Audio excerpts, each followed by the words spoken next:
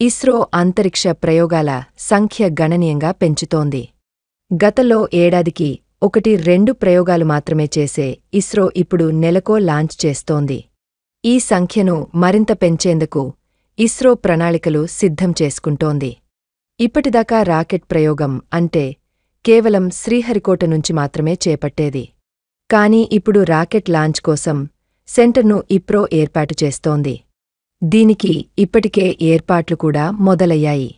అన్నీ అనుకున్నట్టు జరిగితే త్వరలోనే భారత్కు రెండో రాకెట్ లాంచ్ సెంటర్ కూడా అందుబాటులోకి వస్తుంది.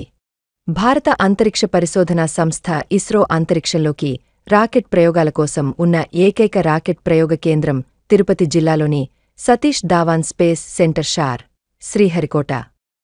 అయితే షార్ నుండి ఇస్రో ఇప్పటికే ఎన్నో ఉపగ్రహాలను కక్షలోకి ప్రవేశపెట్టి విజయాలను కైవసం చేసుకుంది.